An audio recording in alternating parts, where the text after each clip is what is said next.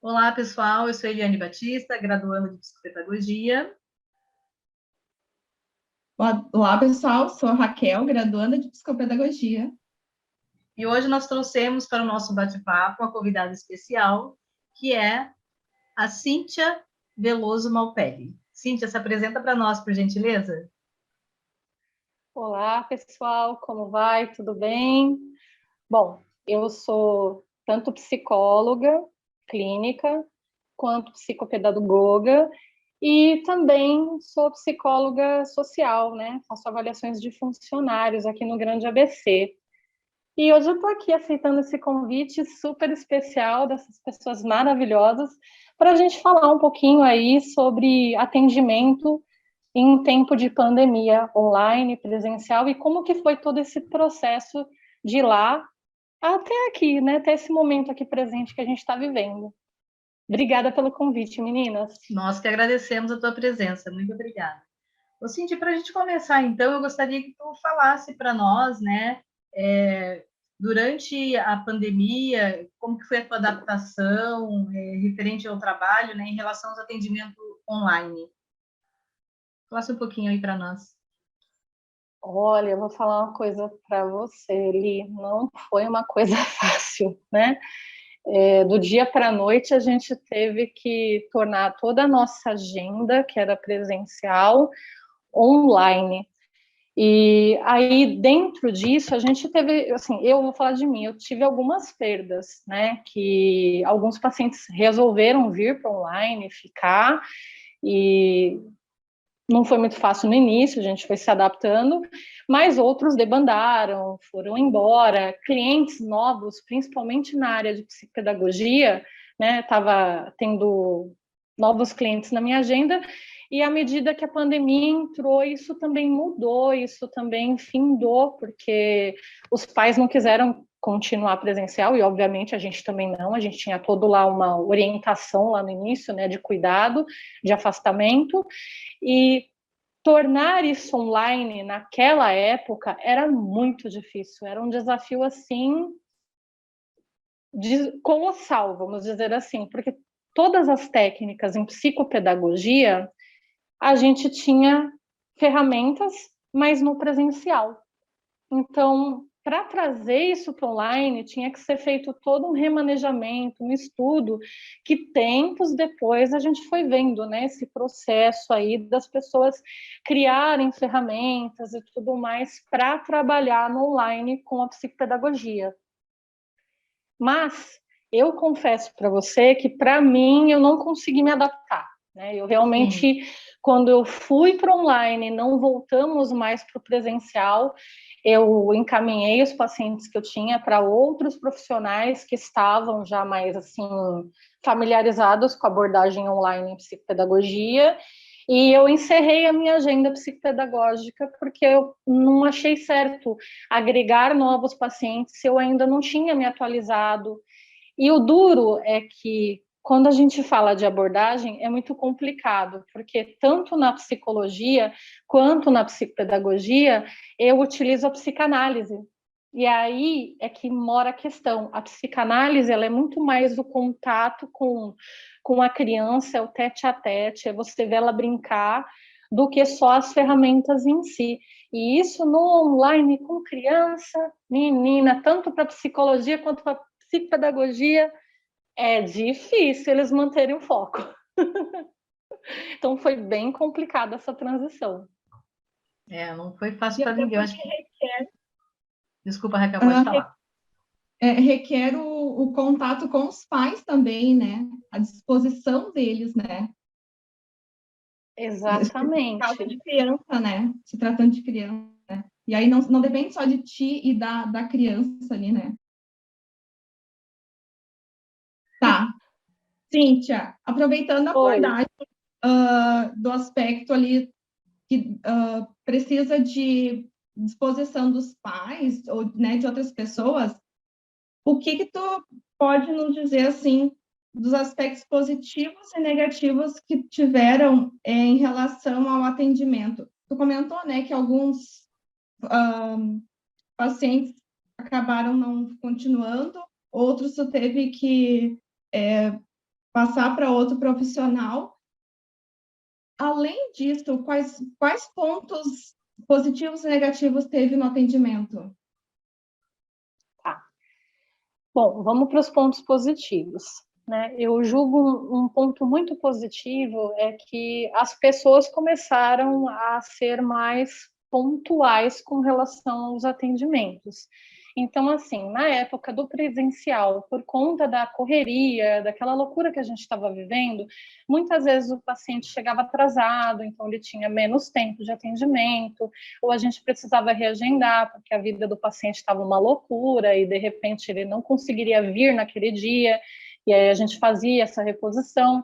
E com os atendimentos online, o positivo foi que as pessoas vinham, elas não faltavam nas sessões, elas não reagendavam, porque estava todo mundo em casa, ninguém podia sair, ninguém podia fazer nada. Então, acabava-se que este compromisso era um compromisso muito importante na agenda do paciente. E com isso, apesar da resistência lá no início, teve um aprofundamento dos pacientes na terapia. Eles começaram a entrar mais profundamente em questões pessoais. Por quê? Porque não tinha como, em alguns momentos, eles desmarcarem a sessão ou reagendarem, porque eles estavam em casa. Então, com aquele conflito que ele tinha que lidar naquele momento, ele ia lidar, porque ele vinha para a sessão e ele ia ter que lidar com aquilo dentro da sessão. Então, isso foi um aspecto positivo. Outro que eu acredito que foi positivo, e aí eu vejo até mais para mim também, como profissional, né, é que o tempo que eu tinha, que eu, vamos dizer assim, que eu dispendia para ir até o consultório, para voltar e para sair para almoçar às vezes, para voltar do consultório, esse tempo se findou. Então, vamos dizer que foi 1h30 do meu dia que eu consegui aproveitar de outras formas estando em casa. Eu consegui aproveitar tendo um lazer, assistindo uma série, um capítulo, comendo em casa também, que a gente sabe que comer em casa é mais saudável, né? Porque a gente faz o alimento, a gente faz a comida e a gente também consegue ter ali uma alimentação mais tranquila também, do que quando você está no shopping, às vezes a comida demora para sair, você tem hora para voltar para o consultório, você fica, ai meu Deus do céu, vou ter que engolir a comida, né? Então, vamos dizer que a organização, aí é para mim, tá? A pessoa, Cíntia, foi muito melhor nesse sentido do que era na época do presencial. Porém, os pontos negativos disso, né? Para mim, o atendimento psicopedagógico online, ele não existiu, eu não consegui me adaptar, como eu falei para vocês, até por conta da minha própria abordagem, que a minha abordagem, ela analisa muito o nível inconsciente, muito o que está por trás do que a criança está trazendo ali para mim. Mesmo com a psicopedagogia, a gente sabe que a gente tem ferramentas, mas essas ferramentas são físicas. Na maioria das vezes, são técnicas que a gente aplica fisicamente para verificar questões cognitivas, comportamentais. E fora isso, a psicanálise, que é no meu caso, avalia o que está por trás do comportamento. Por que aquela criança está tendo aquela dificuldade escolar, né? O que está vindo dali daquelas relações escolares? E aí a gente entrou no momento onde a escola se findou por um tempo, né? E aonde foi difícil o retorno para as aulas, a readaptação de todo esse ciclo educacional. Então, para mim, as dificuldades foi realmente lidar com as crianças. Eu percebi que para o online eu não tinha esse suporte para lidar com crianças, vamos dizer assim, de 4 a 12 anos. Uhum. Então, eu passei a atender somente o que a gente chama de início de adolescência, que é de 12 anos, para cima, adolescentes e adultos. E aí a minha agenda infantil, ela se findou, né? E com a demora da pandemia, ficou findada por um bom tempo, porque a gente não tinha como voltar presencial. E dentro da minha abordagem também, eu não me senti assim naquele momento de, vou buscar especialização nisso, porque trabalhar com criança aqui é difícil trabalhar com adulto, né? As dificuldades, por exemplo, com os meus pacientes no início da pandemia, foi justamente os presenciais virem para o online. Teve uma resistência de tipo assim, mas não é a mesma coisa. E realmente, não é exatamente a mesma coisa, né? Eu estou vendo você daqui para cima, você está me vendo daqui para cima. Então, tem alguns comportamentos que os pacientes emitem, como o pezinho balançando, mexer na cadeira embaixo, que eu não vou perceber no visual. E eu também trabalho muito com isso. E aí, sim, eu tive que me adaptar totalmente a escutar a escuta do paciente de verdade e a verificar tudo na face dele, na mão, se ele gesticulava, para eu conseguir verificar aspectos inconscientes daquele paciente, ou seja, aspectos que ele não verbaliza, ele não fala a respeito, para conseguir aí equilibrar a minha abordagem com o que o paciente estava trazendo e poder auxiliar da melhor forma possível. Mas foi um processo difícil, os pacientes não viam a hora de voltar presencial, foi 1 mês, 2, 3 meses, assim, que no terceiro mês a gente começou a ficar tipo assim, não vai ter jeito mesmo, né? Nós vamos ter que ficar aqui e vamos ter que se adaptar. E aí sim que eles começaram a entrar em processo de aceitação do online. E aí sim, parece que as coisas deslancharam e eles começaram vamos dizer assim, a se soltar no atendimento, e o trabalho foi ficando mais tranquilo para mim enquanto profissional, porque eles também foram se identificando mais com aquele atendimento, né? Então, as coisas foram caminhando para que o processo tivesse mais êxito, mas os primeiros 3 meses foram difíceis. Até porque foi uma mudança de hábito, né? Exato, foi uma mudança de hábito, né? Foi uma mudança até mesmo de posicionamento, porque pessoas que vão para o presencial, seja em qualquer tipo de atendimento, elas vão porque elas querem ter esse tete-a-tete, elas preferem esse contato mais direto com o presencial. E quem vai para online são pessoas que até gostam de estar na sua casa, no conforto da casa, se sentem mais à vontade. É algo que encaixa melhor na agenda de muitas pessoas que têm os dias bem corridos. Porém, todo mundo teve que se adaptar. Então, assim, não foi muito fácil. E eu confesso que eu não tinha muito paciente online naquela época. Eu tinha alguns, mas a minha agenda era totalmente presencial, então tive que levar todo mundo para online. Ô, Cíntia, e após essa adaptação, né, quando houve esse período de adaptação, então os pacientes eles se adaptaram, né, ao online, quais foram como que eu posso dizer, as principais queixas que tu recebeu nos teus atendimentos durante o período crítico da pandemia, né, e após esse período, digamos, crítico, até os dias atuais? Tá.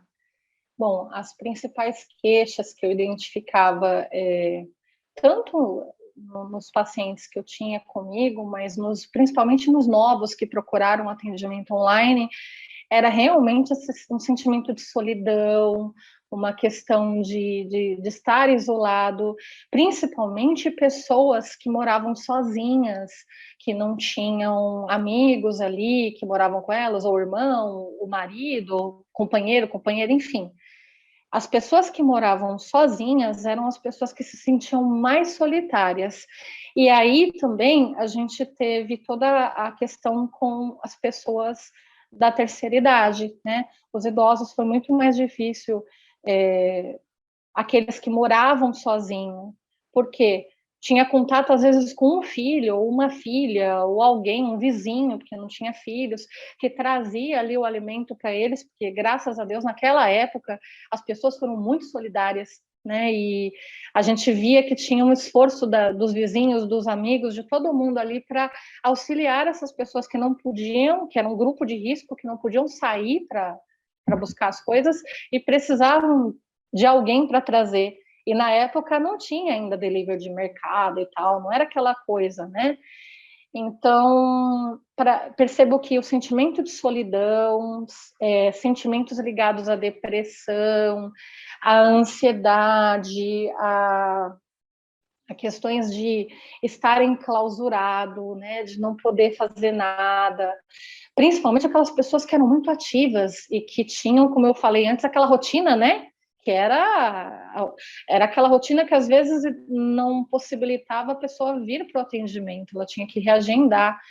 Então, para essas pessoas que tinham uma rotina muito, muito ativa, foi muito difícil. É como se tudo parasse. E eu acho que foi uma coisa a nível mundo que a gente sentiu. Tudo parou, né? Por um momento, eu não sei se vocês se recordam, mas teve uma passagem do jornal, eu acho que foi do Bom Dia Brasil, não vou lembrar qual foi o jornal que eu assisti, mas foi de manhã cedo, que eles mostraram todas as cidades, as principais metrópoles do mundo, né? E em todos os lugares as ruas estavam vazias, né? Então, assim, foi o dia que a Terra parou, vamos dizer assim. Eu senti isso, né? Citando o Raul Seixas. Então, foi muito difícil a gente viver esse momento. Então, depressão, ansiedade, sentimento de solidão, até mesmo um paliativo que a gente tinha que fazer para as pessoas que tinham Covid e ficavam em isolamento. Eu cheguei a atender pessoas online que estavam no hospital, em isolamento total e precisavam desse atendimento. Então, assim, foi tudo muito... Eu acho que foi tudo muito intenso e foi muito difícil, apesar das pessoas dizerem assim, eu preciso de um tempo para mim, mas aí quando elas tiveram um tempo para elas, foi muito difícil esse distanciamento, estar longe do outro. Então, essas foram as demandas que eu mais identifiquei.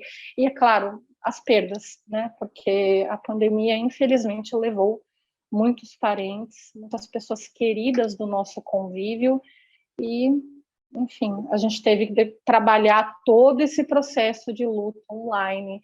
E foi aquela hora que eu senti como profissional que o abraço fazia diferença, porque quando no consultório físico e o paciente me trazia o luto e ele chorava e era tudo muito dolorido, eu, ao final da sessão, eu o abraçava, eu acolhia, eu limpava as lágrimas dos olhos deles, né, dava o lenço, fazia todo aquele acolhimento para o paciente respirar e sair da sessão um pouco mais tranquilo. E no online, a falta desse abraço, né, era uma coisa visível. Eu tive paciente que falou assim, nossa, como eu queria um abraço seu agora, né? E nossa, isso para a gente profissional escutar também mexia muito, né? Então, acho que essa foi a parte mais difícil. E aí eu simbolicamente falava para meus pacientes, né? Sinta-se abraçado. Eu me abraçava e tentava passar toda essa energia de acolhimento para eles. Ô, Mas, Cíntia, oi. tu falando em acolhimento ali, né? Antes que eu me esqueça, desculpa até eu te interromper um pouquinho. Não, tudo bem. Eu lembrei que tu poderia nos falar, após a tua explicação, se tu não finalizou, a diferença, né? Porque tem o atendimento psicológico e tem o acolhimento, de tu explicar, né? Esse atendimento psicológico, esse acolhimento, né? A diferença entre um e outro, como é que funciona? Bom, só finalizando, então assim, eu tentei simbolicamente passar, né, esse abraço virtual para o paciente para tentar aconchegá-lo, mas também foi uma das dificuldades que eu tive, assim, que junto com os pacientes ir trabalhando e trabalhando até o paciente se sentir mais confortável e verdadeiramente acolhido. Mas foi possível, né? O trabalho está sendo possível até hoje.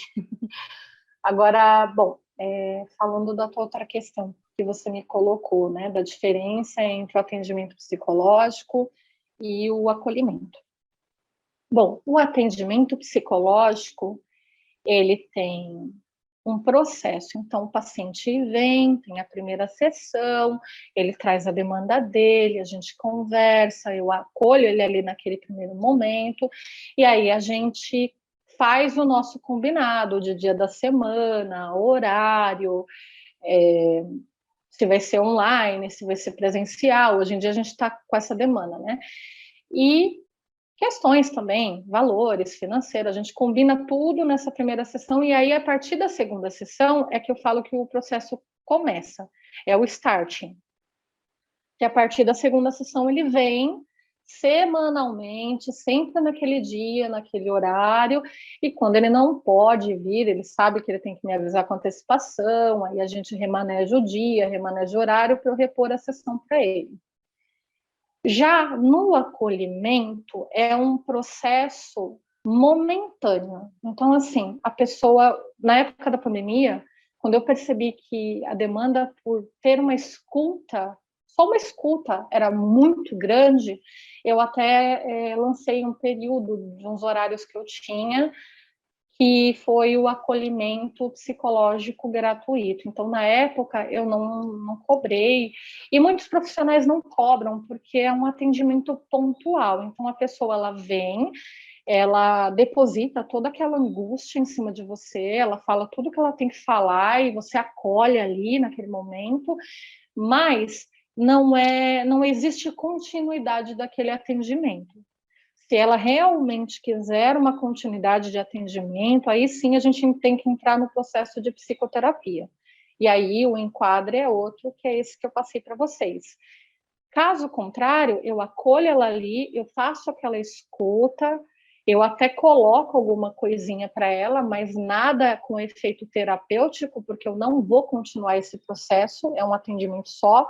No máximo, às vezes, 2 ou 3, se a angústia está muito intensa, mas eu não mexo no conteúdo do paciente, na demanda dele. Eu só escuto, eu só compreendo aquilo e acolho ele naquele momento. Então, não há uma continuidade de processo. Então, o acolhimento é momentâneo, é agora, nesse momento. A psicoterapia é um processo contínuo que vai até a alta do paciente, né, ou até o término da terapia. Eu não gosto muito do termo alta, então vai até o término da terapia do paciente, vamos dizer assim, até o momento em que ou eu desligo, porque ele está tranquilo, ele pode voar sozinho, ou ele se desliga, porque às vezes o paciente também chega no momento que, tá, eu trabalhei tudo que eu tenho para trabalhar agora, eu vou dar um tempo da terapia. Tudo bem. Ele dá um tempo da terapia e por vezes ele volta, dali um tempo, para a gente continuar a partir dali, porque surgem outras questões. Então, essa é a diferença entre os dois processos. Então, Cíntia, falando sobre essa dificuldades que a pandemia trouxe para todo mundo, inclusive eu fui uma que busquei atendimento psicológico, né? Na tua visão, assim, teve muito mais procura de adultos ou de crianças e adolescentes? Bom, na minha visão, teve muito mais procura de adultos e adolescentes.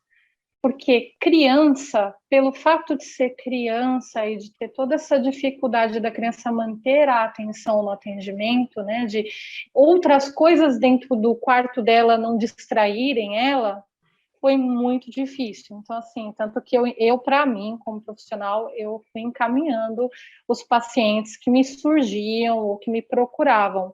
Os que já estavam comigo no consultório e já vinham de um processo, a gente já tinha um vínculo bem formado, esses continuaram, a maioria comigo, exceto os de psicopedagogia, porque a gente tinha também toda a aplicação das técnicas presenciais, como a gente já conversou. Agora, os adolescentes teve um aumento considerado, né? A procura foi grande, os pais procuraram para os filhos, porque já é difícil, se a gente parar para pensar, ser adolescente estando no convívio dos amigos ali, né? Tendo com quem dividir as mazelas da adolescência, porque a gente esquece como é que é a adolescência, né? Mas é uma das fases mais difíceis do nosso processo de amadurecimento. Então, as demandas aumentaram nesse sentido porque os adolescentes se viram mais sozinhos em casa.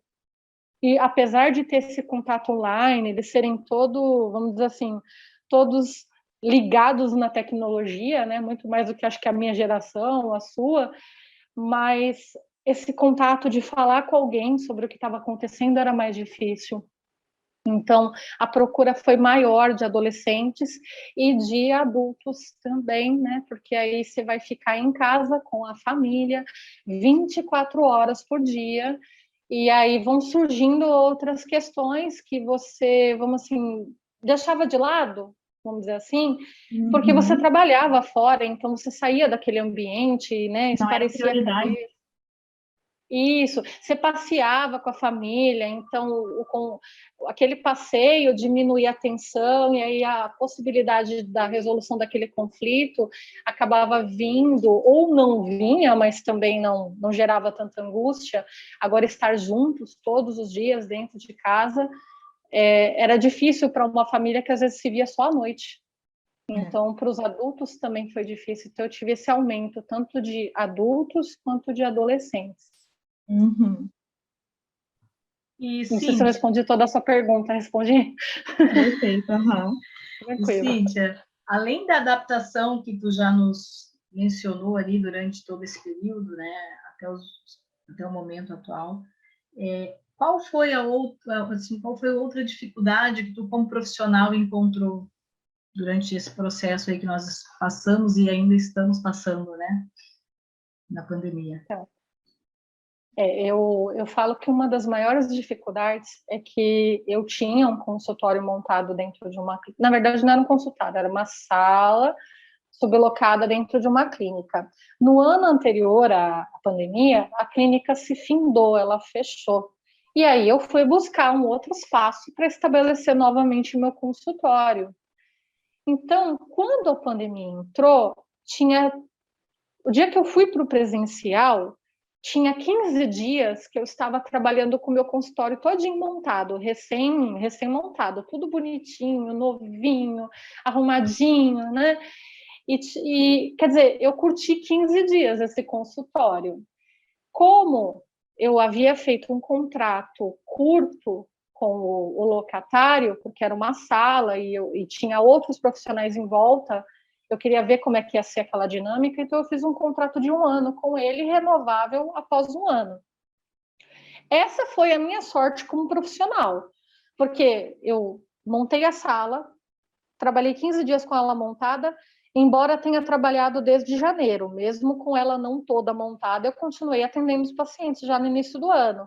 Então, vamos dizer que eu usei a sala 3 meses, e aí a gente veio para online, e eu fiquei no online, segurando aquela sala até junho, né? Porque a gente tinha esperanças que aquilo passasse e voltasse para o presencial. Falei, não vou entregar minha sala. E também não compensava financeiramente entregar naquela época. Uhum. Quando deu junho, julho, eu fiz uma abordagem com todos os meus pacientes e perguntei se eles realmente iam querer voltar ou não para o presencial, e assim, foi unânime que não, né, que ainda não era a hora, que eles estavam pensando lá para outubro ou para janeiro do ano que vem, e aí foi aonde eu também comuniquei para eles que eu entregaria então a sala, que eu retiraria toda a mobília, porque a demanda era muito maior para continuar no online do que para voltar para o presencial. Então, assim, para mim, a maior dificuldade como profissional foi montar a minha sala, usar 3 meses e entregar, porque não tinha nem retorno de paciente novo, porque os novos já vinham procurando online, não vinham procurando presencial, ou até começavam no presencial, mas acabavam indo para online, porque era mais fácil. Então, acho que para mim, como profissional, a maior dificuldade foi montar a minha sala e 3 meses depois eu não atender mais. E vamos dizer assim, que 6 meses depois do início do contrato, resolver que não, vou entregar a sala, porque nesse momento não adianta mais continuar com ela montada. Então, acho que essa foi uma das dificuldades. E eu acho que muitos profissionais, né, de várias áreas passaram por essa turbulência, digamos assim, né? E hoje, nos dias atuais, como é que está a procura dos atendimentos, tanto online como presencial? Como é que está para ti esses atendimentos, a procura do pessoal? Qual a maior demanda? Então, se eu te disser que a maior demanda ainda é online, você acredita? Uhum. Acredito. Acredito muito. Então, porque o que acontece? Quando a gente tinha o presencial, né? Que nem no meu caso, eu tinha uma sala, e quando eu tinha uma sala, eu conseguia ali agendar o paciente, remanejar para o dia tal, para o horário tal. E agora, sem a sala, a maioria dos profissionais trabalham com sublocação de salas. Isso quer dizer que a gente aluga a sala de alguma clínica por aquele horário, naquele dia, e se você usa ou não usa, você vai pagar, né? Claro que tem espaços que é mais bacana, às vezes trabalham com a reposição, mas não são todos os espaços que fazem isso. Reposição sem custo. Então, quando tem uma reposição que eu tenho que fazer e tem um custo, eu tenho que cobrar isso do paciente. Nem sempre é legal. Outro ponto é, sem a sala e tendo que ir para o presencial utilizando a sala de um outro espaço, eu acabo tendo outros custos. Então, a psicoterapia presencial acaba sendo sempre um valor diferente do online. Então, sempre é um valor mais alto do que no online. Porque no online eu não tenho locação de sala, eu não vou ter que ir para nenhum lugar, não vou ter que gastar com Uber, locomoção, alimentação. Então, eu acabo reduzindo esse valor para que a gente tenha aí um atendimento tranquilo, adequado, num valor acessível para o paciente. E no presencial acaba sendo mais caro hoje, por conta de toda essa gestão. Então, acaba que a procura é maior no online do que no presencial. Mas existem, sim, pessoas que procuram no presencial. O problema é que quando a gente fala acerca dos valores e tudo mais, aí elas têm uma tendência a ir para o online, porque o online sai mais em conta, financeiramente falando, para o paciente. Ou seja, E até né, para mim, né? houve essa adaptação, as pessoas gostaram, elas continuam, a procura continua maior, então, né?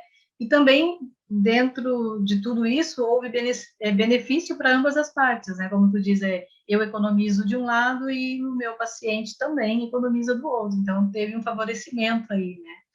E Cíntia, a gente está indo agora para os nossos minutos finais do nosso bate-papo aqui. Eu queria, a Raquel deve ter mais alguma pergunta para te fazer, mas eu gostaria, assim, o que tu gostaria de deixar, né, tu como psicóloga, como profissional que tu de mensagem para as pessoas que estão passando por alguma dificuldade, por algum conflito, deixar aí um espaço aberto para te falar o que tu acha que é importante, que tu gostaria de falar que não foi mencionado ainda nessa nossa conversa.